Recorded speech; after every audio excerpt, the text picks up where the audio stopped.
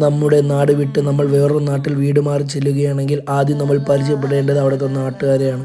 അങ്ങനെ പിടിച്ചു നിൽക്കാൻ വേണ്ടി അവിടുത്തെ മെയിനായിട്ട് എനിക്ക് തോന്നിയ ആൾക്കാരോട്ട് ഞാൻ പരിചയപ്പെടാൻ പോകുന്നു. ഹായ്. എന്റെ സ്ഥലം ഇവിടെയല്ല, ഞാൻ ഇച്ചിരി ദൂരെ. നമ്മളിപ്പോ ഇവിടെ നിന്ന് എണീക്കണോ? ആദ്യം തന്നെ ഉടക്കാണല്ലോ. പഴം ഉണ്ട് കേട്ടോ, പഴം. ഈ തൂങ്ങി കിടക്കുന്ന മുന്തിരിയല്ലല്ല, പഴമല്ലേ, കണ്ടുകൂടെ നിനക്ക്? നീ എന്തിനാ ഈ വരുത്തന്മാരെ കാര്യം കേൾക്കാൻ പോണ? ചായ കുടിക്കണം. പഴത്തിന്ന് പോയോണ്ട് പഴത്തിന്ന് തന്നെ ഒന്നും കൂടെ തുടങ്ങാം. ചേട്ടാ, ഇത് പഴുത്ത പഴമാണോ? പിടിച്ച് ഞെക്കി നോക്കടാ.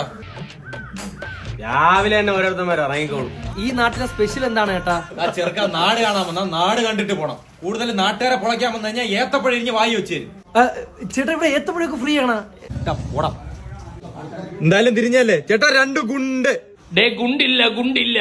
ആ ഓക്കെ.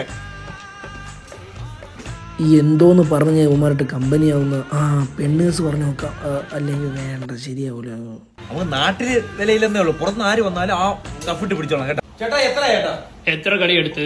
18 ഗുണ്ട് 8 ചായ. അതായത് ഈ കടയിലുള്ള നിങ്ങൾ തിന്ന് തീർത്ത് 240. പിന്നെ തരാം. പിന്നെ തരാം. പൈസ എന്നോടാ കറുത്ത കുത്തുള്ള MR കോഡ്. അത് വിദ്യാഭ്യാസം ഇല്ലാത്ത മാതിരി. ഇതാ കയ്യിലാണ് അയച്ച. അങ്ങ് വന്നേ. മിമിക്രി ഒക്കെ പിന്നെ ഒറിജിനലായിട്ട് അയക്കി. ഇതിലൊരു കുത്ത് കുറവാണ് കേട്ടാ. അത് ഞാൻ കണ്ടു തീർത്ത്.